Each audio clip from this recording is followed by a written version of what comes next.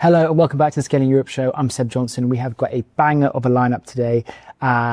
Before we get into it, quick shout out to my sponsors, SurrealDB, very new sponsor. They are building the multimodal database for AI agents, trusted by thousands of companies, including NVIDIA and Samsung. And of course, Checkout.com, who've been sponsoring me since day one of the UK's leading fintechs. But we've got a banging lineup today, so stay tuned. Hello and welcome back to the Scaling Europe show. I'm Seb Johnson and I am thrilled to be here with Joe. Joe, welcome to the show. Thank you for joining me. Oh, it's a pleasure. Thanks for having me.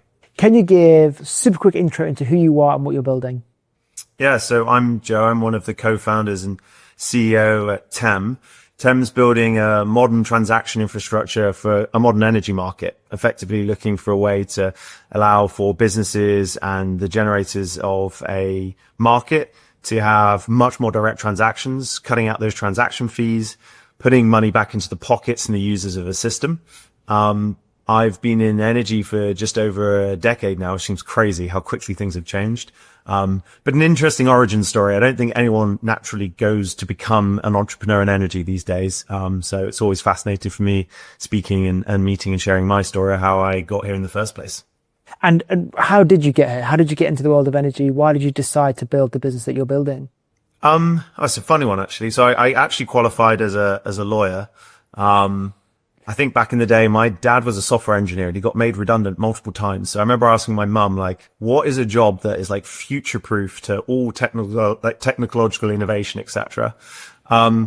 The irony being that actually now in law, that's not safe with AI, but I decided to be a lawyer and then very quickly realized I just want to be the client on the other side of the table.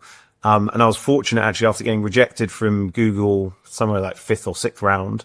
I was introduced to an individual, who was ex-British Gas, Centrica in the UK, and he was starting an energy company.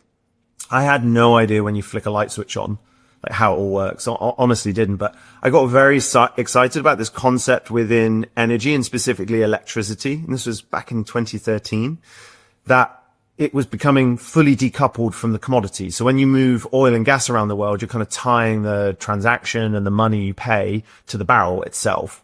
Whereas electricity is like ethereal. It's much more about data and a data reconciliation game. And we kind of saw an industry that was still using pieces of paper. They hadn't even moved to Excel in 2013. So I just got very excited about a huge problem area that I think was kind of ripe for disruption. And then we ended up having a very exciting sort of 7 years building our first company from 2013 to 2019, in the UK. Amazing. And how did that lead you to Tem and where you're at today? Yeah, so our first company was building like virtual power plants. It's kind of like the 1.0 version of the VPP virtual power plant space that now exists in the kind of energy investment sphere today. We ended up aggregating a lot of battery storage assets together and renewable generation and created a trading company here in the UK, like a vertically integrated utility. Interesting, it's quite a slog on the investment landscape. Like no one really was looking at Entech back then as a good investment opportunity. Most VCs were telling us, it's too incumbent driven, too much market risk, too complex. So actually after, one of our later rounds of funding, we got about 20 to 30 applications to buy us from strategics like Shell and BP, etc. So we ended up selling our company to Shell in 2019. And integrating the kind of trading aspect of our company into Shell, and actually ended up earning billions for Shell through the short-term trading power markets with our product. And it was kind of that point where I realized I'd seen the electron transaction, like genuinely end to end. It's probably only a handful of people in the world that had actually seen that at the time.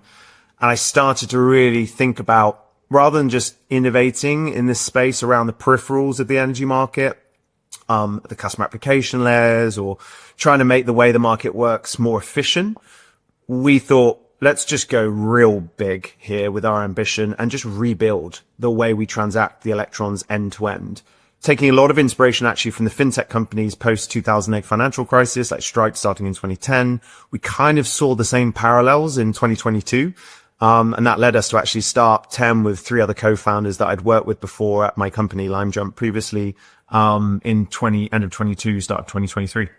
That's so interesting that, the Stripe for energy.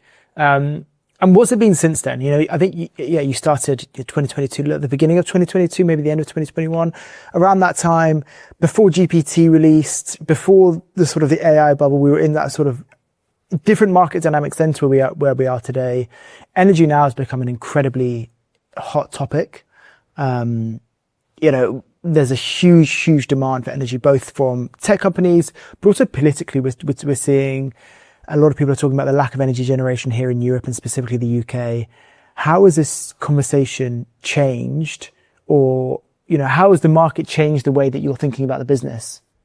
It was interesting. I guess it hasn't really changed from even back in 2013. I think the rest of the market has woken up to realize a couple of fundamental truths. Like, one, this is probably the last biggest industry that's left not disrupted by tech generally.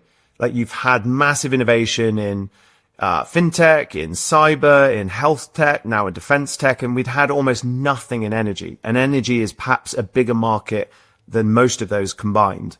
Even if we think about the total amount of transaction fees taken out worldwide in electricity transactions is over $900 billion. That's more than every kind of fintech valuation company on earth. It's just huge, but kind of unknown. And so I think it's become far more aware that the cost of the electron is now setting the new world order.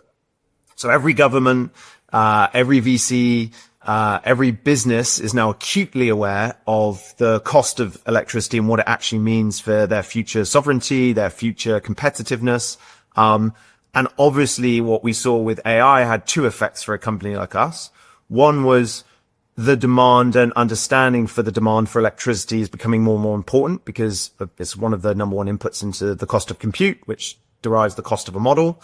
And number two is that even our business wouldn't have been possible without the advancements in machine learning, reinforcement learning, and data engineering for us to solve our problem. Like, we couldn't have replaced the human labor cost and resources and human brains that are currently involved in the electricity transaction without this technology innovation. So what it's been is just like awesome to be feeling like finally we're at the right time and we're the right people to be trying to tackle this problem. And we finally have the right rest of awareness of the market in terms of investment, regulatory, and just general tailwinds, which you can only really dream of as an entrepreneur, of like landing at the right time to be able to build a company like we're trying to do. And how are you solving the problem that you're solving? How are you able to bring costs down? Well, effectively, when a electricity transaction is done today, it's like a human daisy chain of decision making in order to effectively move money from those that need to buy energy to those that need to sell energy. And it just goes through utilities and middlemen and trading firms, and ultimately through, in like well over 100 markets in the world, something's called a wholesale market. And what it means is that in order to complete a transaction, businesses and generators are losing about 30% of the power costs in transaction fees in order to facilitate that. And that kind of worked for oil and gas because there was a necessity for transactions to take days, to be done on very aggregate large scales, and to be done by centralized big trading parties that are holding the risk of holding oil and gas, like your typical big energy companies. But electricity is far more like cash. Like when I move money from my bank account to my friend's bank account, no one's actually picking up the physical cash and moving it there anymore, right? It's all about data reconciliation. And that's the innovation we're seeing in electricity. If you can create fulfillment algorithms that allow you to disintermediate all of that human labor cost, so you automate the entire transaction process and decision making, and then you shift to more probabilistic models where you can predict the prices that are needed to complete the transaction between the users of a system, you simply take that 30% and actually shift it back into the pockets of the users and become far more efficient. So as we operate in the UK, we're now helping over 3,000 businesses transact their electricity. And in doing so, we're effectively introducing a new floor price in the infrastructure cost of transacting electrons, which means you create a price advantage as a company like us in a very price-driven market. But you're using innovation with your actual technology and the liquidity you're generating through this fulfillment engine to deliver that, rather than, for example, just trying to reduce your cost to serve and reducing the customer experience, or loss leading for 1 year and then having to make the money back in other products the next year. This is a genuine pricing innovation in the space, which has been empowered by machine learning, data science, data engineering tools. It's just far more accessible. I think Uber took over 90 PhDs to build its kind of fulfillment and surge pricing algorithm. Ours is like that, but 4D chess. It's far more complicated, but we could actually start doing that now with 6 data scientists. So it's just that factor increase in the ability to build in this space that has made what we're trying to do possible as a startup. And what's the response been like from the 3,000 businesses that you're serving? So I think in reality, with the businesses that we serve, there's 2 things that we had to really focus on. Yes, it's really cool to geek out about the technology and the innovation we could deliver in order to reduce the cost of transacting. But if we required like a behavioral change, it would not translate. So we are really here to try and serve the 99% of a market, the lifeblood of most sort of manufacturing and business operations, which is SME through to medium-sized like enterprise customers who are currently working with a utility in a traditional way to buy their power on 1, 2, 3 year contract bases. So we needed to find a way to reduce any friction on that behavioral change and then lift the customer experience through what we have ended up building, which is kind of a neo utility layer that actually allows the customer to switch to us, get their bills from us, facilitate conversations with us, all through a much more, let's say, elevated customer experience and far more automated on our end. All of that was just to get liquidity into our infrastructure. It's funny, when we first started TEM, we went to about 18 utilities saying, hey, we've built this infrastructure. Why not use it as a replacement for how you do business today? I think typical founder naivety, I didn't expect all 18 to say no, and actually forced us to build our own customer application layer that allows the businesses to switch to us in the first place, which is what you'll see if you go to our website. It's Red. That's our neo utility layer. Underneath that is the infrastructure that we spent 2 years building. And actually Red is providing now an amazing case study of what a great experience can be for a business that's looking to buy their electricity. But equally empowered by an amazing price, which in many cases we have to deal with this is too good to be true problem in terms of how we're growing today with businesses. That's amazing. And yeah, it's an amazing problem to have, I guess. And you spoke about building the infrastructure and then building the customer application layer. Do you think you're going to go anywhere else? Are you happy with the role that you're playing right now? Or would you like to go even further into the energy market, even look at doing generation one day? Or do you like, do you see the role that you have being the role that you play for forever? Yeah, I think if you're rebuilding the transaction infrastructure, it's kind of the nucleus where everything else is built around. Mm-hmm. We much more see us as an AWS or a Stripe for energy than we do being seen as like a Revolut for energy, or like literally going into building infrastructure. I think the moment you move that direction, you slow yourself down to a degree. Building supply and moving into physical assets is difficult. And I think we can see in every market there is enough impetus and enough competition in building generation today, whether that be renewable or not. Frankly, that's not a debate necessarily we sit on. But we know that nuclear fusion and modular reactors will come at some point. We know that there's decentralized wind and solar and hydro. We know that biogas, biomass, and even nat gas is coming back. All of this is decentralized supply being built by others, and all of this needs a route to market. So we like the idea of building the kind of rails that everything moves on in this modern world, and really ripping out the wholesale market's role and the traditional kind of players that sit on that. The customer application layer ourselves was something we didn't want to build, but we ended up having to. Interestingly enough, that in itself becomes a huge business opportunity and value proposition. But more and more, we want to move towards, we want to create hundreds of new neo utilities. We want to turn every council into a utility. The fact that we kind of allow for that route to market to become so much easier to access, for us, hopefully democratizes the way people look at, buying, selling, managing their energy more generally. I think when we think about expansion, we think about the UK. It's actually an amazing proof point for the rest of the world. We actually lead many market setups, and it might not feel like it, but we have a very efficient market to a degree. And so you get countries like Japan, Australia, Texas, the East Coast now of America, copying how the UK has done things. So what we love about this is the opportunity for international expansion of our infrastructure. And that's the key thing that we want to be working on over the next few years. As I said, there's nearly $1 trillion in transaction fees coming out worldwide. Imagine the impact we could have on humanity if we put even a third of that back into the pockets of users of a system. It will be a huge opportunity in production and efficiency gains across manufacturing, compute, even living standards across the world. And that's our main ambition is to do it in more countries rather than getting into a more integrated model in just the UK.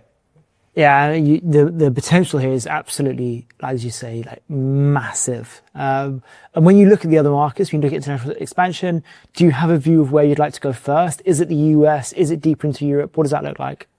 Yeah, it's interesting because, I mean, everywhere has this problem of fulfillment, right? Everywhere. It doesn't matter if you're a state-owned monopoly. And so unlike a normal energy market expansion plan where you need to think about regulations and who's there and, you know, can we compete and can we set up our ownership layer and, you know, that sort of thing falls away for us. You know, like we could work in China, we could work in India, we can work in Australia, we can work in Germany. So for us, it's about trying to understand a couple of dynamics that allow us to, at least to start with more similar market structures like the UK. And so I think, you know, somewhere like Texas, the East Coast, so New York State and Massachusetts, very interesting to us. Australia is very interesting to us. But actually what gets me most excited is, for example, India, UAE, these countries that are rapidly progressing towards a much more complicated system. And I think have the opportunity to build bottom up, a far more efficient infrastructure that we could help them do so, in like markets that are just sizably 10, 20 times the size of the UK market. Europe is interesting, and I think we still struggle in the same way most companies, whether you're fintech or for us Entech, is the fragmentation of Europe can still be difficult. It doesn't necessarily make as much sense. However, that is becoming uniform, and we really like the look of countries like Spain, Italy, and certainly Germany is one of the leading energy markets in the world too. So there's some crossover potential there. Interesting. It's a long list of potential countries to get into. That's the problem is like for us though, the biggest problem is like, how do we stay focused and execute? There's so much market pull from territories, companies, different areas of the market. Actually picking your next bets are by far the hardest thing we have to do at TEM. Again, it's a good problem to have.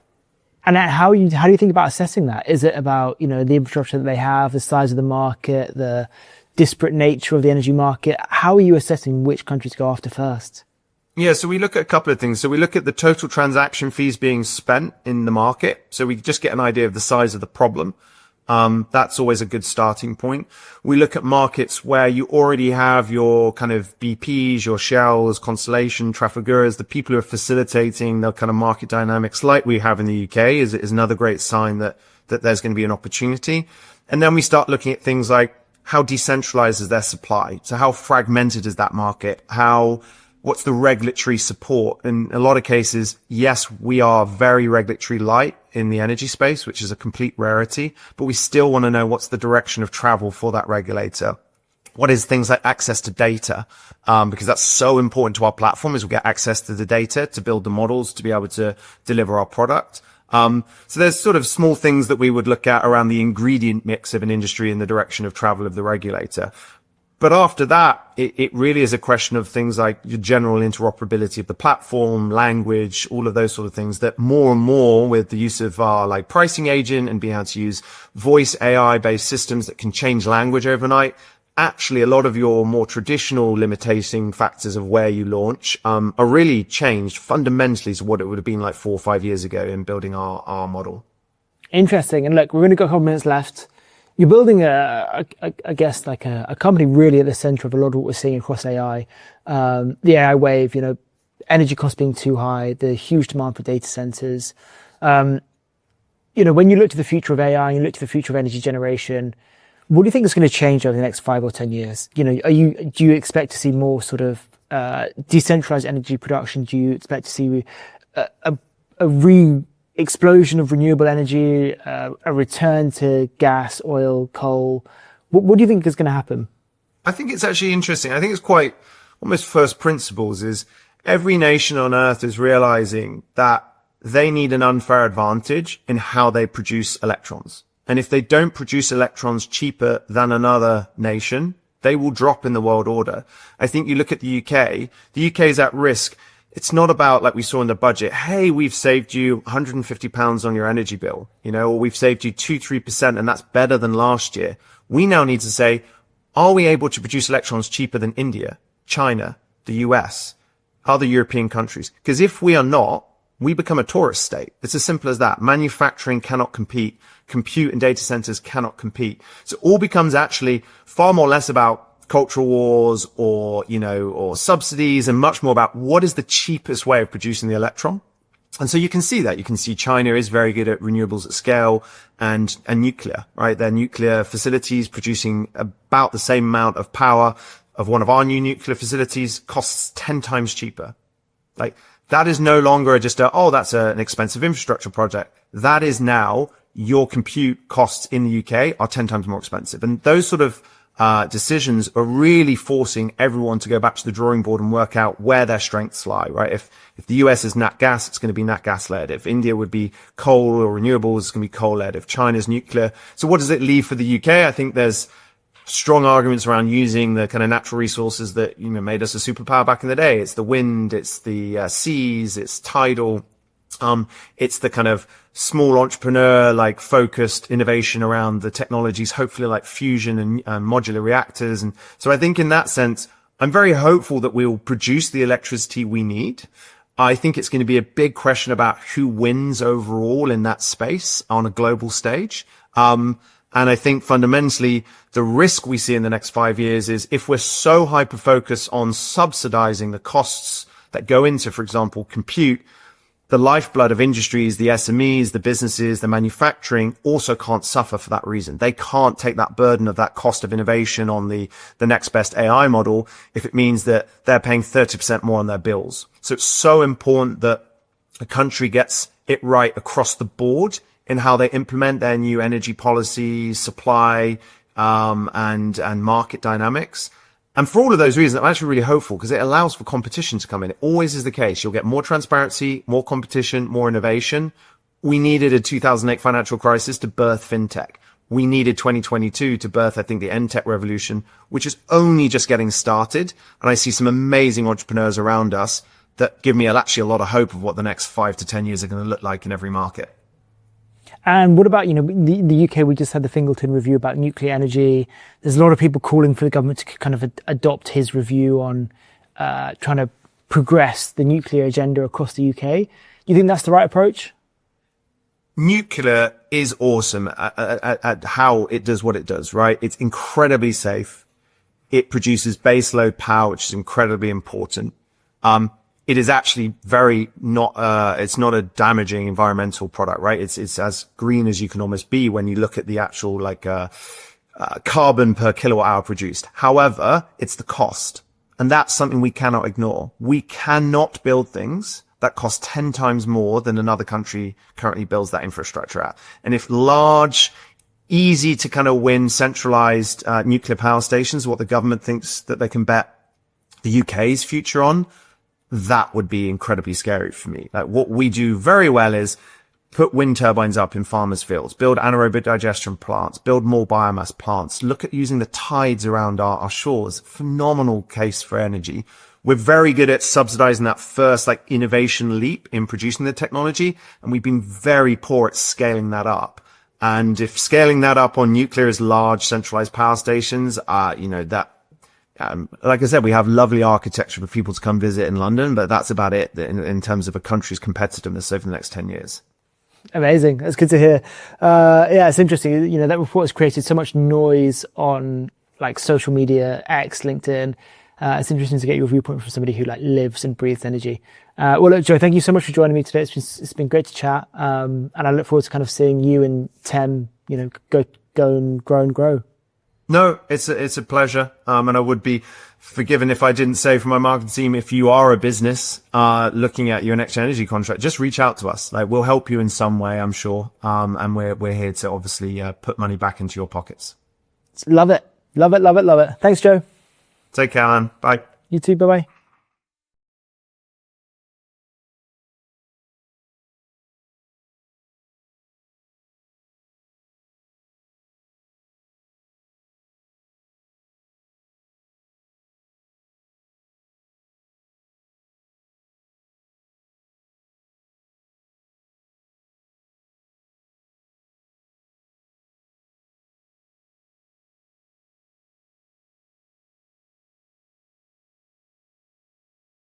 Hello and welcome back to the Scaling Europe show. I am Seb Johnson. I'm here with Ashley. Ashley, thank you for joining me. Hi Seb, thanks very much. It's great to be here. Can you tell me a bit about Phasecraft? You guys are kind of leading in the quantum space, not just here in the UK, but across the world. You're building some really amazing stuff. For those who haven't heard of you and what you're building, can you just give a super quick intro? Yeah, at Phasecraft, we're developing quantum algorithms and quantum software. So these are algorithms that run on quantum computers to make them do amazing things. Quantum computers are these fantastic devices that use quantum mechanics to do things that are beyond the capabilities of the world's best supercomputers. But today's quantum computers are still at a pretty early stage. So if you want to do something useful with them, you need to have incredibly efficient algorithms to run on them.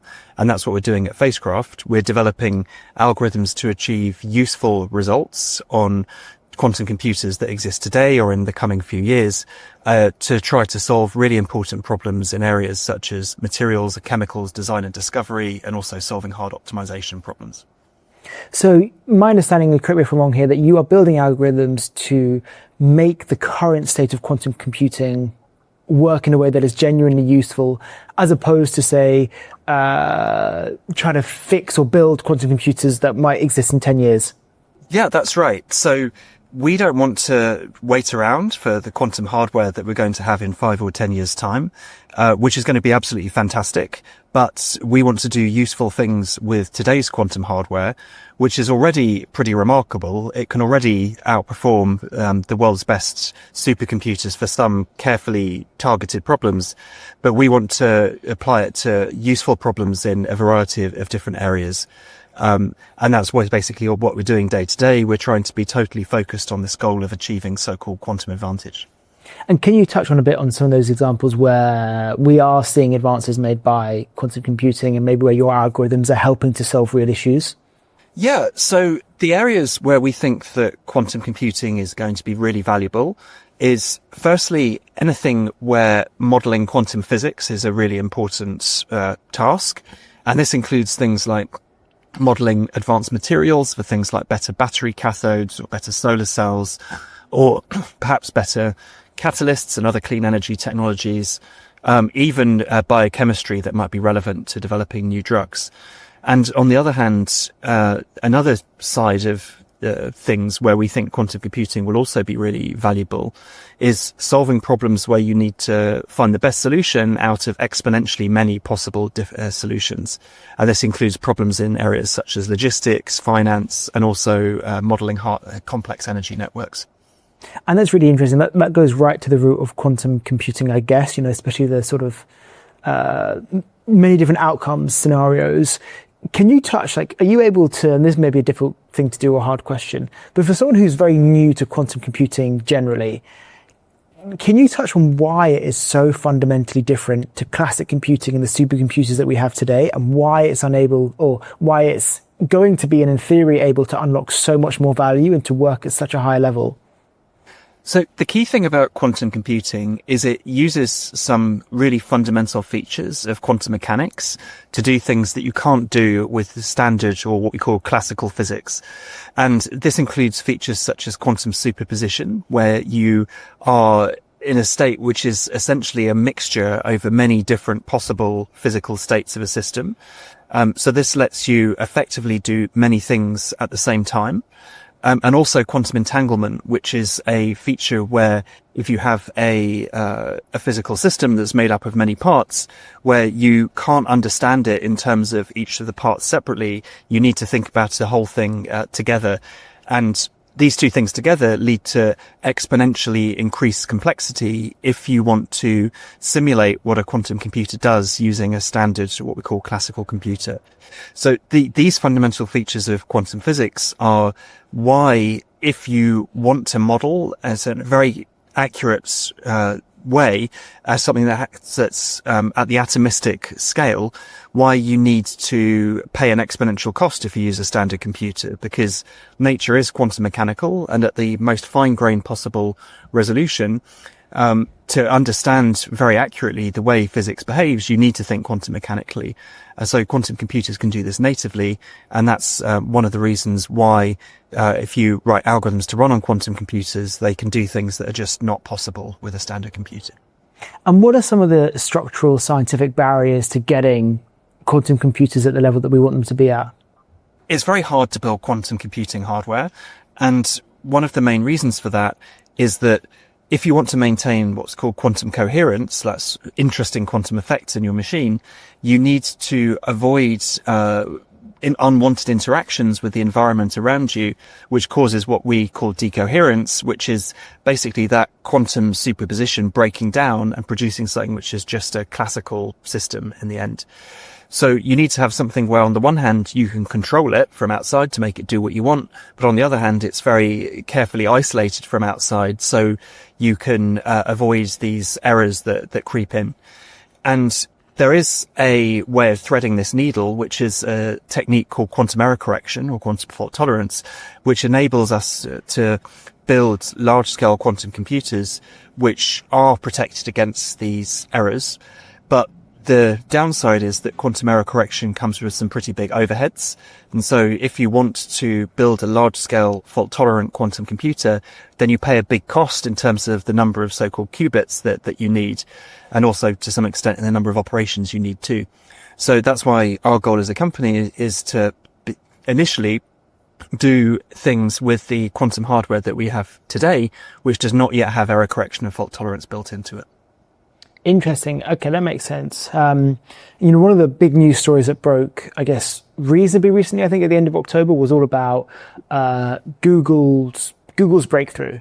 I think it was to do with developing some sort of algorithm that enabled them, that was ended up performing a task that was way above classic capabilities. Can you touch a bit about that breakthrough specifically and why that's important and how that relates to what you're building? So the work that Google did recently, which was very nice, was the demonstration of a problem that they solved on their latest superconducting qubit hardware, their so-called Willow family of chips, which was it was solving a problem which all of the evidence we have says is very hard for classical computers, even perhaps supercomputers, and it's moving beyond what they did some years ago with their so-called quantum supremacy demonstrations in terms of being more easily verifiable using other quantum computers. Like if you repeat the same experiment, you should get the same answer, and also being on a pathway towards practical applications. So this, I think, is a really impressive result, which shows some key, steps forward in the field. I think there are still more things that one might look for as we're heading towards genuinely practical applications. For example, some things that we could look for are demonstrating the discovery of new scientific knowledge using the quantum computer.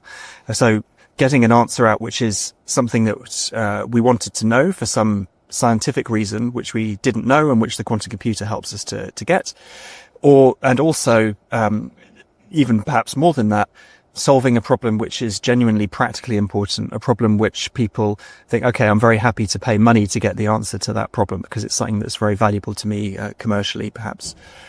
So for us, these two sorts of directions are ones which are very important, and they're ones that we're really working towards in terms of our algorithmic development and also our implementation of those algorithms on quantum computing hardware platforms. And so when you hear news about Google's new algorithm, is that something that you need to be, like, does that impact your day-to-day business, or does that just still mean that you're focusing on your own algorithms that you're trying to make very practical and applicable, or does that fundamentally change the way that you're doing things? I think it's great to see new ideas from the community about new algorithms and new developments. It's also fantastic to see the level of excitement that was caused by this result, and it was in the press a lot. It was really great to see that this is picked up and that people are really enthusiastic about latest results in quantum computing. I would say that this result in itself as such, it doesn't change what we're doing, directly in terms of the algorithms that we're developing and the work that we're doing internally, because in the end we have our own ideas about pathways that we think are very important to head towards quantum advantage. But I think it's, another great sign of the developments in the field in terms of quantum hardware, and also the ideas that people are having how to push that hardware forward. Amazing. No, that makes sense. It's become a very, like quantum has become almost like a popular science topic in a way that it probably wasn't 5 or 10 years ago. We're seeing a lot of like meme stocks almost are the big quantum stocks. And it's definitely becoming a hot topic. One of the things that people are always talking about is quantum computing will eventually make everything that we know in terms of computer security completely redundant. Quantum computers will be able to break down and get into every single password and access everything. How realistic is that, and what timeline are we looking at? So it is true that quantum computers can break the crypto systems that are currently used to secure internet commerce and to secure certain Bitcoin transactions, for example.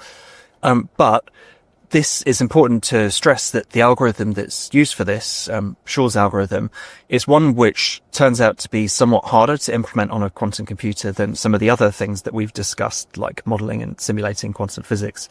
So I think it's going to be a little bit of time before anyone is actually using a quantum computer to crack a practically meaningful cryptographic system. So I would say at least 5 years, actually. And this is good news because people are already developing so-called post-quantum crypto systems and rolling them out, which are designed to be secure against quantum attack. So I think that it's not something that we need to be worried about today in terms of quantum computers cracking right now what we're doing.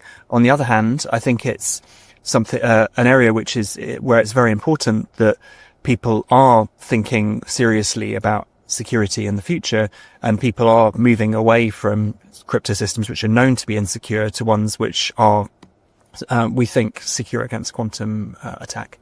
Got it. And I guess, as quantum technologies get better and better, there should also be ways of using that new technology to secure in also new ways, as opposed to just break in. But I want to get on to the round that you raised earlier this year.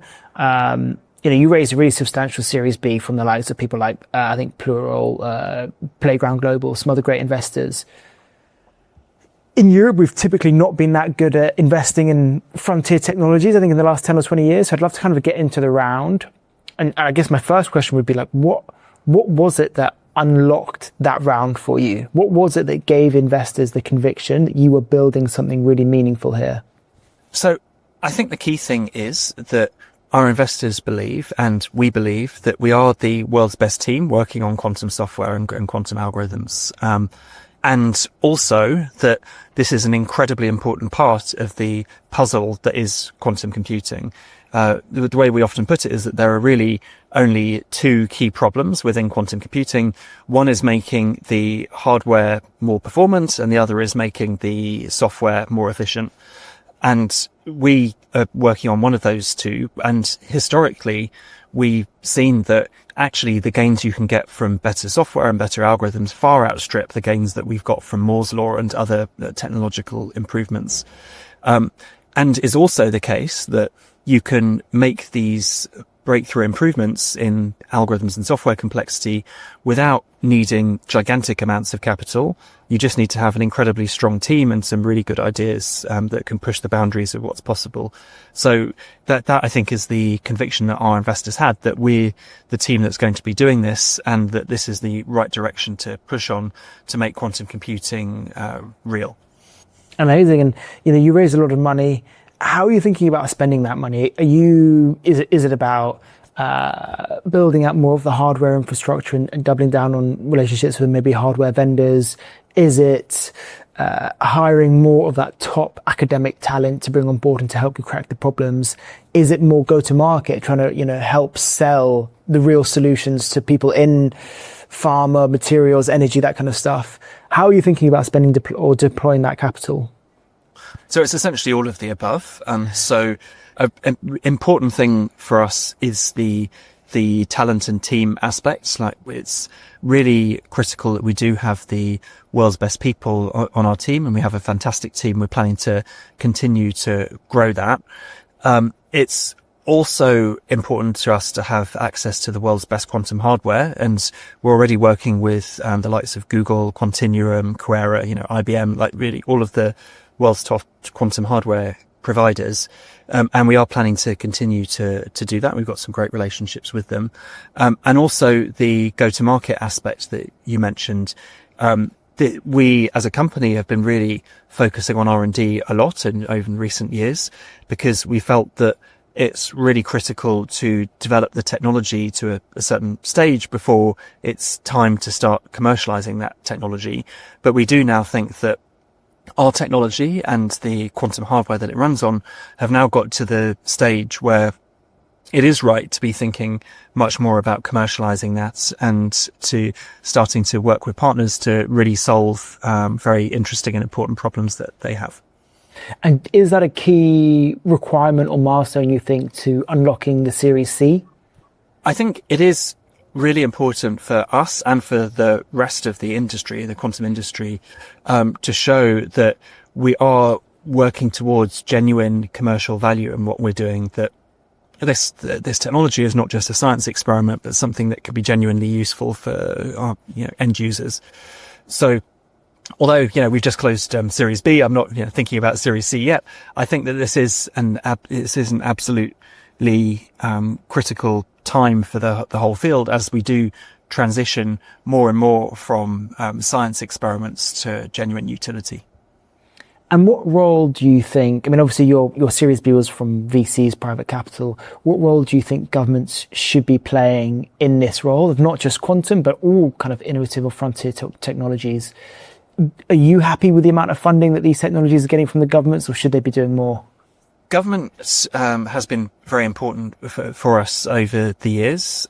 Historically, we've had a fair amount of non-diluting funding via research grants, and more recently we had a government contract for our work on quantum enhanced optimization, where we were developing a tool which used our advanced quantum enhanced optimization techniques to accelerate the solution of problems in energy networks. That was working together with National Grid ESO. And that was a government contract. And in future, I think government contracts will continue to be important for us. And this, I think, is a key way in which government can support quantum startups and deep tech industry more broadly. It's by acting as a customer and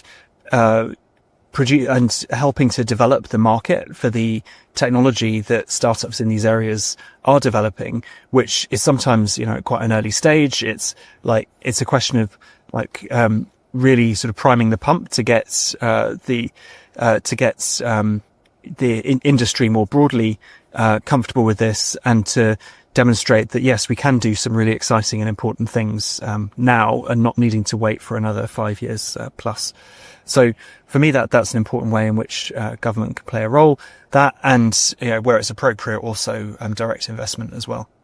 Absolutely, yeah. The combination, I think, is essential. And before we wrap up, I wanted to kind of get your personal experience. You are an academic, in the truest sense of the word, and you've now become, the leader of a company that could have huge commercial implications, and it's a very different world. I think in your previous background, I think you were lecturing, and now you're running a business.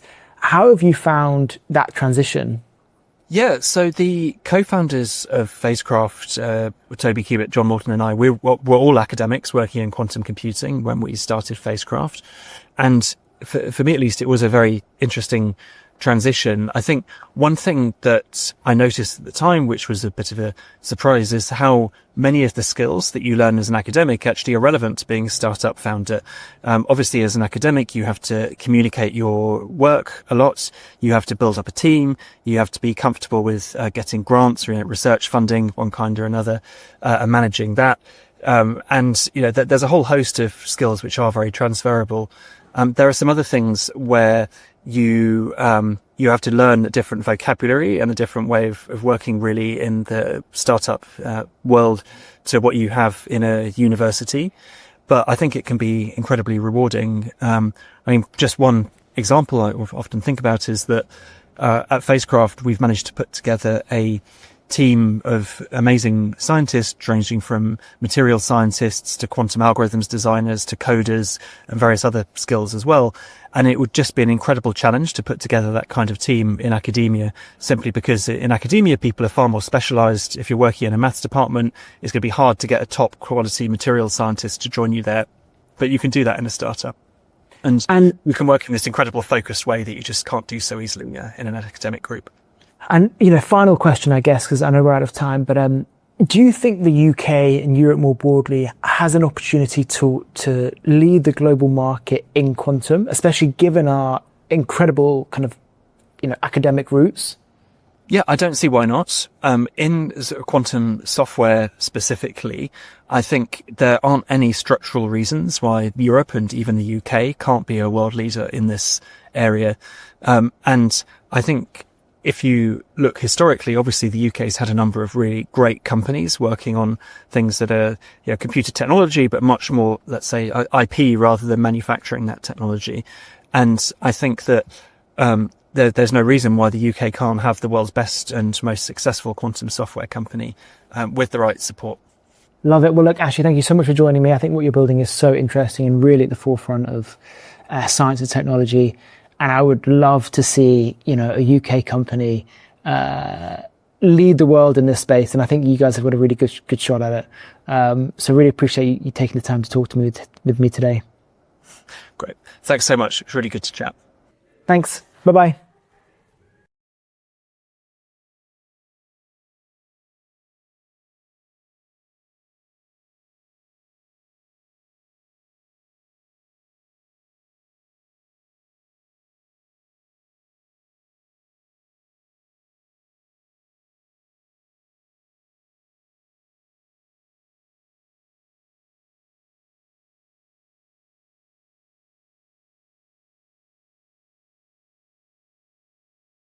Hello and welcome back to the Scaling Europe show. I'm Seb Johnson. I'm here with Eric from Velocity. Velocity is building the future of global infrastructure for finance.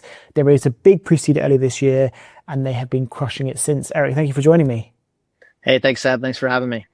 It is my pleasure. For those who don't know you, don't know Velocity, can you just touch on kind of what you're building? Yeah, absolutely. So, like many right now, we're building in the stablecoin infrastructure space. But unlike many, we are what we think is the first platform that's really building for global CFOs and treasurers. Stablecoins are not new. They've been around for a long time. There's been a lot of, I think, utility and people building in the space, for quite a while. But I think they've really just started to become mainstream as the regulatory frameworks around the world have caught up. But the actual functionality, I think that's needed to serve mainstream use cases is not there yet. And that's what we set out to build earlier this year. And how are you planning on building that? Yeah, good question. There's a bunch of different, I think, components that go into it. I think, foundationally for us, what we found and what you kind of see in the market is as people start to build into the payments infrastructure ecosystem of the world, typically what people do first is find early traction. And typically where early traction lies is often in high risk situations, people who can't get access to traditional payment or banking rails. And I think that's where a lot of the technology that exists today grew up. And there's been a lot of great success. And certainly a lot of those players have laid the groundwork for players like us to come into the market and to have learned from some of those things and to have a sense of where kind of the next evolution of where this technology goes. And so for us, foundationally, there's a couple of things that are really important. I think number one is we don't view the world as either fiat or stablecoins. We think the two are going to live together. They need to coexist. And actually, in order to effectively deploy stablecoin solutions, you actually need a very good fiat solution. You need the ability to provide a wide range of capabilities for both collections and payouts in fiat. which means you need a lot of banking partners. Those banking partners need to allow you to get access to local payment rails around the world. And you need to be able to work with these parties to do things like off-chain FX. You need to work with them and able to do things like third-party payouts. And so stitching together that fiat world is a really kind of core capability and something that we think is kind of lacking in the market. The second piece to this is all around what we think is the really important kind of proof point around liquidity. How do you bring hundreds of billions of dollars of fiat on chain using stable coins in the current environment? And obviously, those who follow the stablecoin world will know that there is some liquidity, right? We've crossed the $300 billion mark a couple of weeks ago in terms of supply in the market of stablecoins. Some of those on regulated providers, some of them unregulated, but largely dominated by two players. That is, I think, just the early kind of innings of where the world needs to be from a liquidity perspective. And in the short term, as we're building liquidity around the world for really complex currency pairs, there's going to need to be functionality for off-chain liquidity, the ability to trade into currencies where I can get to the depth of liquidity I need in order to execute large transactions. There are trillions of dollars that flow around the world from a payments perspective. And so in order to really serve the non-edge use cases and get deep into the payment stack of how the world operates today, you need a lot of liquidity. And so building for that and how that works is somewhat complicated and I think will evolve over time, but it's kind of pillar number two of what we're building. The third pillar is very much around the risk and compliance framework. I think when you look at the generational payment companies that have existed, they all have one thing in common, which is they've all, for the most part, owned their own regulatory licenses. They've built a very kind of robust set of thinking and framework around the importance of risk and compliance, and they've kind of done it the right way.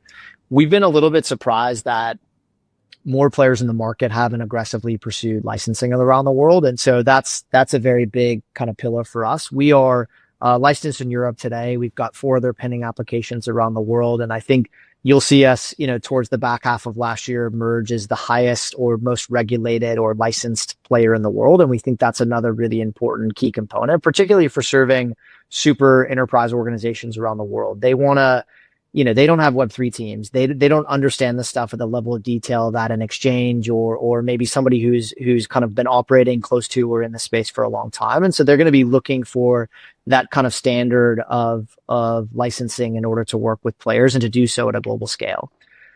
And the fourth part, and maybe the most important that we've seen is today stablecoins have always lived kind of side of desk. They've been a additional set of capabilities that folks have added to augment their current fiat technology.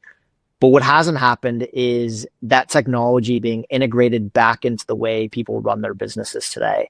There isn't a easy way for folks to integrate this stuff into the financial operations or the treasury operations of how these global organizations run. And if you work in a big organization like I did for nearly a decade, what you find is these big companies have hundreds, if not thousands, of bank accounts. They have armies of people who are keeping track of this capital around the world. You think it all flows through beautiful bank APIs. Some of it does, but there are huge internal systems of record that allow them to do this, to do it at scale, to do it accurately, to meet their regulatory and reporting requirements as an organization. And you can't just introduce payments or treasury capabilities without building into that infrastructure and becoming part of it. And so that's the last kind of core tenet of kind of what we're building. All of that comes together and provides this beautiful layer of payments and treasury capabilities, which we've taken live with the first transaction last month. That's amazing. What was that moment like, getting that transaction over the line? Yeah, it's exciting, right? I think, to see, start to finish, we stood at this company in April, and we've been building and obviously we've been, kind of accelerating as we've scaled the team from 0 to 20 people over that time frame. But getting to that first, I think, big milestone was, at least for me as a first time founder, the point at which you feel like you've started to build something quite special. And so it's exciting. That being said, I think V1 of the product is only scratches the surface of kind of what we're building and the services and capabilities that we want to provide to the market. And so we're kind of, back heads down building and get ready for V2, which will launch early next year. And how do you find it building for and interacting with stakeholders from very traditional financial backgrounds? You know, not just within financial institutions, but often I imagine CFOs themselves who are probably more risk averse than other stakeholders in businesses. And you're trying to introduce this whole new world to them. How do you manage to do that? Yeah, I think, I wouldn't have wanted to be doing this a couple of years ago. I think 2, 3, 4 years ago, this would be a tough sell. I think the reality is, in my view, the market's ready for it. The work and the foundation that's been laid on the regulatory side, I think Stripe's acquisition of Bridge was a massive accelerator in the market. I kind of liken that to, a little bit of the COVID era and forcing people to think about multi-channel and how they go online, click and collect. Like that was a big watershed moment for people realizing that one of the smartest and most innovative payment companies in the world is actually leaning into this and views it as a core capability that will sit as the backbone of how payments and other related treasury or banking capabilities work in the future. So I think right now the conversations aren't that hard to get going. I think the complexity is some of those pieces I mentioned, right? Which is the technology that exists in the market today is missing a few components that large enterprises who aren't Web3 first, who maybe have 0 people in their organization thinking about crypto and Web3, on how do you bridge the gap of how it works today versus how they start. And some of our go-to-market and the things we're doing, we think lend really well to people getting started, right? Like, what's the easy button? Like, how do you do something so that as an organization, you can start learning? And I think that's the big thing. Like, everybody wants to say yes, but they don't exactly know how to get started. And once they are started, I think that's when they actually start to internalize the capabilities and understand that, hey, this isn't that scary. It looks and feels very similar to the fiat structure of the accounts I have today. And that's the journey we're trying to take people on. And, you mentioned the change in market dynamics and the way that it's become a lot more acceptable. And I think people are realizing this is the way that things are going. How important was that when you raised your pre-seed earlier this year? I think at the time it was one of the largest, or if not the largest pre-seed in the UK at the time this year. And it was exciting. It was like, these guys know their stuff when it comes to fintech. They've raised a $10 million round to try and unify fiat and stablecoin currencies into one single account. What gave the investors who came with you and wrote big checks very early on the conviction that you guys had the capability in the team to build something meaningful here? Yeah, from a payments perspective, we weren't that early. Like we are definitely not even close to the first who started building in the space. I think some of our ideas and what we're doing on the treasury side are actually quite innovative and quite unique. And so I think in a way, the pivot to not being payments only, but providing payments and treasury services was quite appealing. I think more than any of that though is I think a lot of folks have been looking to deploy capital in this space. And I think the issue they've fallen into, and certainly from a lot of the traditional, pay tech lens, is they haven't probably found a team and had excitement around folks being able to bridge the two. And so I think, well, the technology we're building bridges it. I think much more our background and being, TradFi folks, almost a decade at WorldPay, largest acquirer in the world.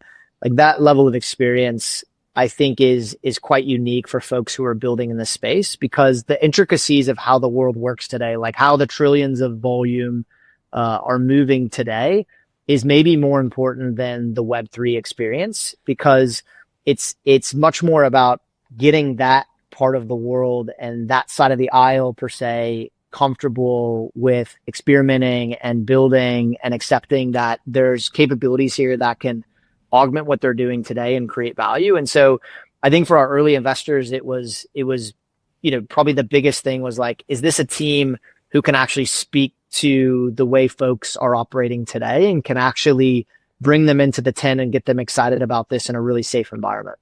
Amazing. And that was earlier the start of this year. You mentioned that you raised some more money that you haven't quite announced yet. Can you touch a bit on that as well?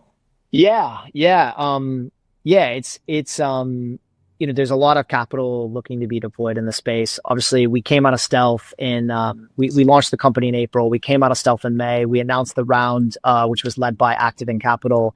who have been a phenomenal partner. And, we started to get a lot of inbound from other players, who, obviously we didn't cast the widest net in that early set of fundraising. And so, off the back of that, we got a lot of inbound interest. And what we decided to do off the back of that was do an extension. So we raised another $8 million, brought in one new large investor, Dragonfly, who led that round. And so, in kind of the first 5 months of business, we raised $18 million, which I think talks a little bit to a few things. One is, I think in a way, building regulated financial infrastructure is capital intensive. And so I think what it allows us to do is be very aggressive in our regulatory approach. I mentioned earlier, we're chasing 4 additional licenses to the one we already have around the world, and that number will only continue to increase. And so it allows us to very aggressively be applying for licenses, building the internal and external risk and compliance support we need to do. I think it also allows us to build into the breadth of products we want to build. We've got 4 kind of core products we're building on, and that is significantly broader than most of the folks playing in the space. And so what it's allowing us to do is to build and to be very aggressive about kind of the early days of how we build the platform and the breadth of products that we want to bring to market. And so, yeah, it's been very excited. We're obviously super fortunate to be in the position where we can be, building as fast as we are. And obviously, trying to make very smart decisions when you're moving this fast. Every hire still matters. Every dollar you spend is still important. And so I think for us, it's the trade-off of how do we do it in the right way, and make sure that, we're building things in a linear path. What we don't want is lumpiness where we're kind of going up and down in terms of our trajectory. And I think to date, we've managed to do that, and, we'll continue to keep the gas, or the pedal on the gas for the next few months. And then we'll see where that takes us. Right. I think we're quite excited about, where we've landed over the first roughly 8 months of the business. But, like I said, we've got a lot more we want to deliver in that next version of the platform. Amazing. And yeah, it's a phenomenal result and news that you're getting inbounded by VCs. You're able to extend your pre-seed that was already quite large by another 8 million. You're obviously building in a really interesting space and doing it in a way that's slightly different. But how important was yours and your co-founders' backgrounds? I mean, I know your co-founder is a fintech entrepreneur. You've obviously spent a decade at WorldPay, or I think a decade almost. So yeah. You're like very seasoned fintech executive entrepreneurs. How important was that for the investors? I think that was key, right? I think that was, the deciding factor of how we got folks excited about where we're building. I mentioned it a little bit earlier, but I think, where stablecoins go and kind of, where Web3 infrastructure meets TradFi, I think is much more about understanding the current landscape and how you bring those folks along on this journey. Everybody's excited about it. But I think, when you spend time in the space, you forget that there's a lot of complexity, right? There's a ton of different stablecoins, so a ton of different assets. There's a ton of different networks that can be used, both layer 1s and layer 2s. There is lots of different wallet infrastructure and the way that those funds are held, whether they're, custodial, non-custodial, hot wallets, cold wallets. And so there's all this new lingo and all this new, kind of complexity that no one in this kind of TradFi world has spent enough time to probably feel like they've got their arms around it. And so I think for us, dumbing that down, using words and talking to these businesses in the way that, they know today in terms of kind of their fiat infrastructure and mimicking that, I think has been, a real differentiator in helping us both get investors comfortable, but also tell the narrative about how we're going to go to market and commercialize this. Amazing. Yeah, it's and it makes total sense. It's a really, really powerful founding team, I guess, to be building in this space. And at the moment, I imagine it's been very much build. You're trying to really build the infrastructure. You mentioned you kind of had your first transaction last month. How do you see that changing over the next 12 to 18 months as you go from pure building the infrastructure and the rails themselves to trying to do more selling and go to market and commercialize the proposition? Yeah, I think a couple of things. One is we learn something new in every conversation. And so the ideas on what we want to build and how we want to build it just every day continue to be refined, which I think is really exciting. it's quite cool when you leave a conversation and the reaction isn't like, hey, we're not ready. It's actually like, well, if you could do this, that would be even more interesting.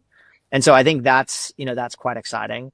I think in terms of where we are as a team, we've got a phenomenal product team, a phenomenal development team. We've hired a phenomenal CTO. He's built on and off ramping capabilities for a long time at one of the largest on-ramp providers in Europe.